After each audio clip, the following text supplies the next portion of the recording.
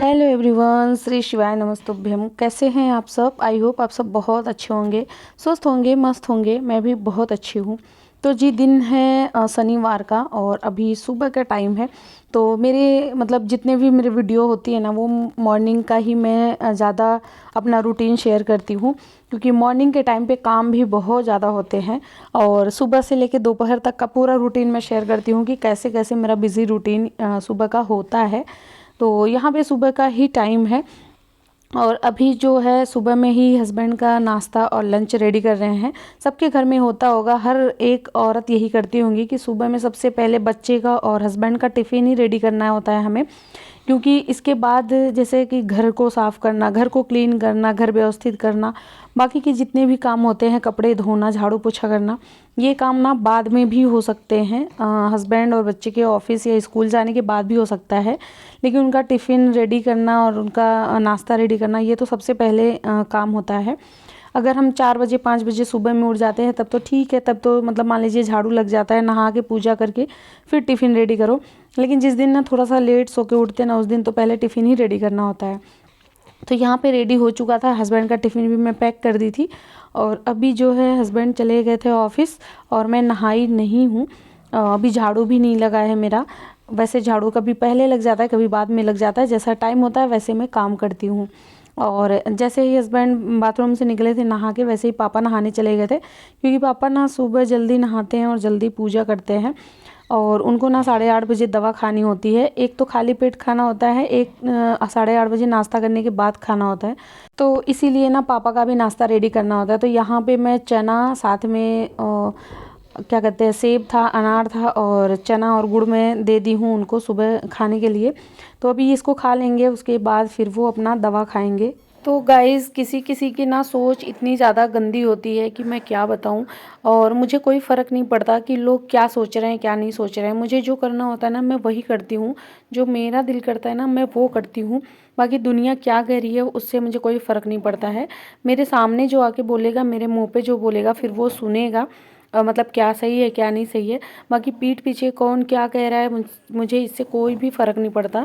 एक मेरे ना पिछले से पिछले वीडियो में, जो मैं परसों वीडियो डाली थी, उसमें एक कमेंट आया था कि आप अपने पापा को अपने पास लेके आई हो, क्या आपके भैया भाभी को कोई दिक्कत नहीं है उससे? अपनी आप मर्ज़ी से लाई हैं कि आपके भैया भाभी की मर्ज़ी से आप लाई हैं? शादी के बाद ना सास ससुर को देखना चाहिए, माँ बाप को नहीं देखना चाहिए। तो ये ना मुझे बहुत ज़्यादा गंदी ये सोच लगी है कि मतलब अगर आपकी शादी हो गई है या हम लड़की हैं, तो हमारी शादी हो गई है तो हम सिर्फ अपने सास ससुर को देख सकते हैं, अपने माँ बाप को नहीं देख सकते हैं।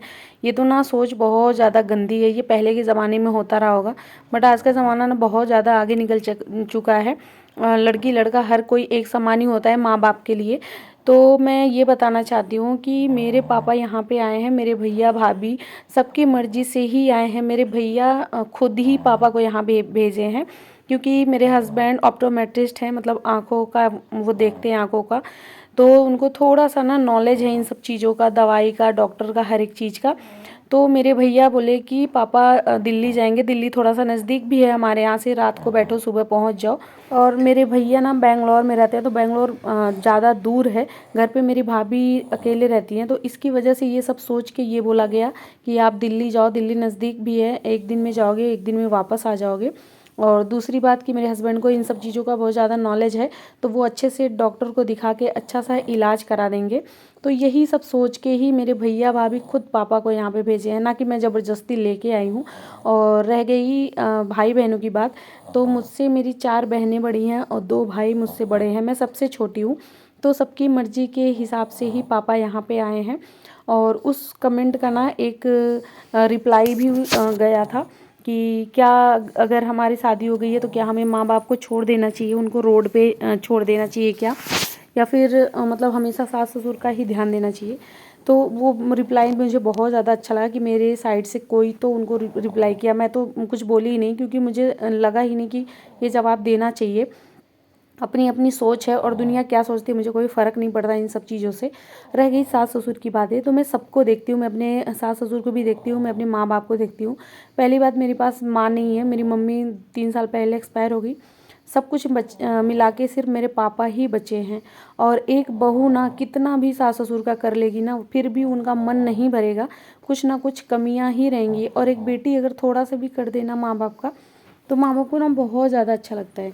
तो ऐसा नहीं मैं अपने सास ससुर को नहीं पूछती हूँ, मैं अपने सास ससुर को भी पूछती हूँ। मेरे सास ससुर यहाँ आते नहीं, क्योंकि घर पे मतलब मेरी पूरी फैमिली घर पे ही है, और ऐसी कोई ज़रूरत अभी तक पड़ी ही नहीं कि वो लोग यहाँ आए। उनके आने से पहले ही हम लोग खुद ही घर चले जाते हैं। हर 6 महीने पे एक बार घर का चक्कर लग ही जाता है, तो कभी ज़रूरत ही नहीं पड़ती कि वो लोग यहाँ पे आएँ। और मुझे कुछ करना भी होता है, बच्चे का बर्थडे सेलिब्रेट करना है या कुछ भी काम होता है, तो हम खुद ही घर पे चले जाते हैं, तो वो लोग यहाँ पे नहीं आते हैं।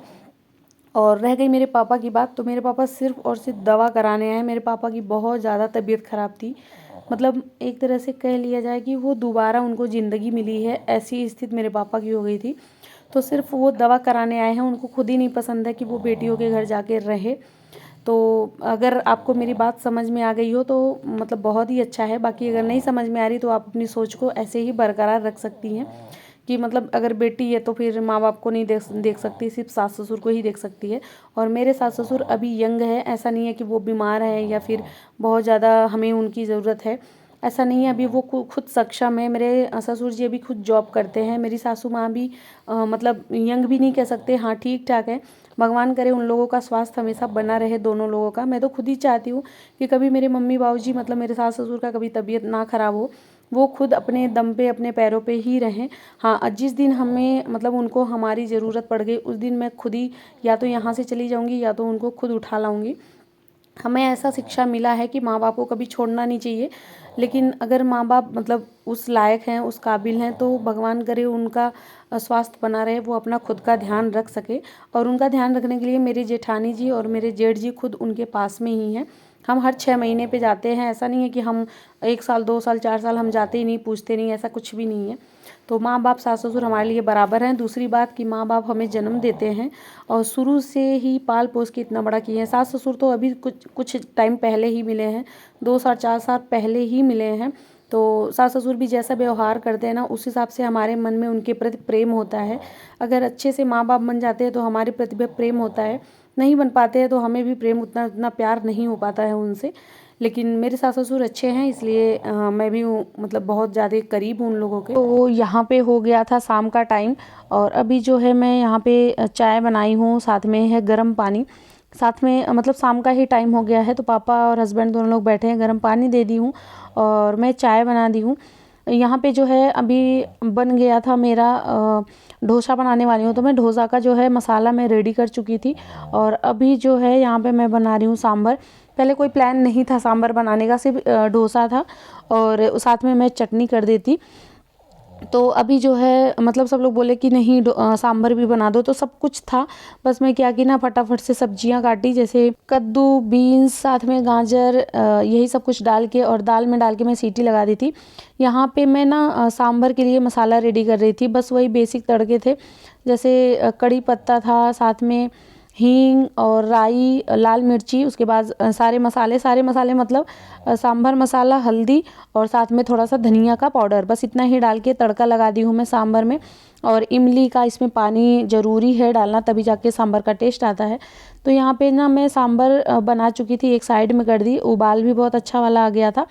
और यहाँ पे अभी मैं डोसा बनाने की तैयारी कर रही हूँ। ये ना मैं परसों ही मैं ये चावल बना के पीसी थी, तो कल जो है इडली बन गया था। और इसका बैटर जो है मैं बचा के रख ली थी डोसे के लिए, क्योंकि बहुत ज़्यादा इसका बैटर मैं बनाई थी। तो बीच में पड़ गया था उसका क्या कहते हैं, पूर्णिमा का व्रत, तो इसकी वजह से हम लोग नहीं खा पाए थे, बस हस्बैंड और पापा यही लोग खाए थे। हम लोग मतलब मैं और दीदी को मैं बुलाई थी खाने के लिए, तो व्रत की वजह से वो नहीं आई और मैं भी नहीं खा पाई। तो यहाँ पे जो है अभी बन के ये रेडी हो गया है डोसा, और साथ में सांभर और चटनी मैंने दूंगी। आई होप आपको हमारा ब्लॉग अच्छा लगा है। ब्लॉग अच्छा लगा तो प्लीज़ चैनल को सब्सक्राइब करना, प्यार से कमेंट करना आपको ब्लॉग कैसा लगता है। तो चलिए मिलते हैं नेक्स्ट वीडियो में, तब तक के लिए बाय, थैंक्स फॉर वॉचिंग।